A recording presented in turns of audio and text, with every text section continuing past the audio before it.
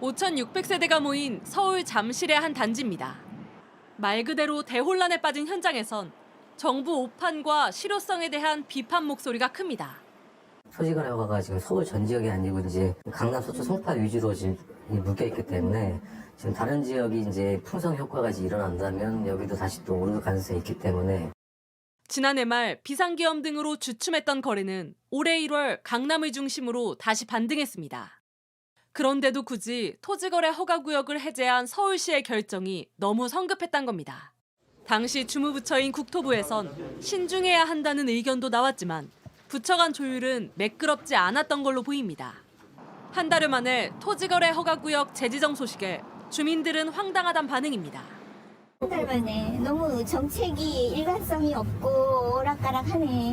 정부가 뭐든지 오래 내다보고 딱 정책을 해야 되는데 그렇게 왔다 갔다 하면 주민들이 헷갈리지. 집을 사려던 사람은 계약을 걷어들이고 규제 시행까지 남은 닷새간 집을 팔려는 움직임도 감지됩니다. 몇 분이 반포로 목표하셨던 분들이 거의 계약 된것까지 갔다가 그냥 지금은 좀 더 지켜보겠다고. 토지거래 허가 이제 재지정이 이제 기한이 이제 24일부터 이제 시작이니까 23일까지 팔아달라는 그런 매도 문의는 꽤 있었습니다.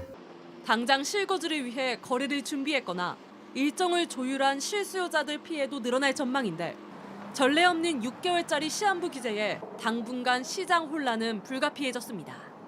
JTBC 공다소입니다. 애초에 섣불리 토지거래 허가제를 푼 거 아니냐는 비판과 다시 되돌린다고 해서 집값을 잡을 수 있겠느냐는 지적이 나옵니다. 스튜디오에서 박준우 기자에게 물어보겠습니다. 자, 박 기자. 가장 중요한 게 과연 이런다고 해서 뛴 집값을 잡을 수 있느냐 이건데 어떨까요? 일단 대부분 전문가들은 되게 회의적인 입장입니다. 토지거래 허가구역 이제 해제 이후에 과열 양상을 보이던 거래가 단기적으로는 좀 위축이 될 수 있겠지만 이른바 이 똘똘한 한 채에 대한 수요는 계속될 거라는 전망인데요. 일각에선 정부가 오히려 어딜 사야 할지 찍어줬다 이런 얘기까지 나옵니다. 이번 규제에서 빠진 이 마포나 성동, 강동 이 지역이 풍선 효과로 인해서 거래가 늘 가능성도 배제할 수는 없습니다. 이번에 부동산 규제로 많이 활용되던 대출 규제가 또 나왔습니다. 이거는 효과가 있을까요?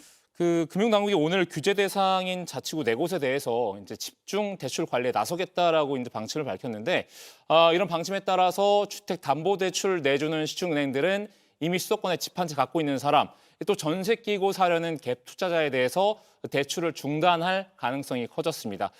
앞으로 주목할 건 오는 7월 더 강화되는 이 DSR 규제인데요. 이미 지난 9월부터 2단계가 시행이 되고 있었고 7월에 3단계가 시행이 된다는 건데 이때부터는 규제를 받는 대출 종류가 확대가 되고 한도도 줄어들 수가 있어서 부동산 시장의 변곡점이 될 거란 이런 관측도 나옵니다. 지금 오락가락하는 정책에 대한 비판이 거세잖아요. 근데 부동산 정책이 이렇게 한 달 만에 손바닥 뒤집듯 바뀐 적이 있었습니까? 그러니까 저희가 돌아본 현장에서도 정말 전례가 없는 일이다 이런 평가가 나왔습니다. 한 달 전에 토지거래 허가구역 해제가 너무 성급했다 이런 비판도 커지고 있는데 당시 오세훈 시장의 발언 한번 들어보시겠습니다. 그런데 그동안 사실 풀고 싶었는데 당연히 풀어야죠. 재산권 행사를 임시적으로 막아놓고 있는 거 아닙니까?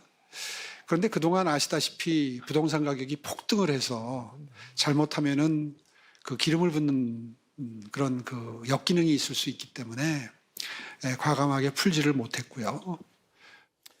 이 집값 급등 논란이 좀 커진 이달 초에야 오 시장이 약간의 가격 상승은 예상했었다면서 말을 살짝 바꿨거든요. 결국 이 사전 조율도 안 된 오판으로 피해는 내 집 마련을 준비하던 시민들이 고스란히 떠안게 됐습니다. 알겠습니다. 박준우 기자는 여기까지 짚어보도록 하고요.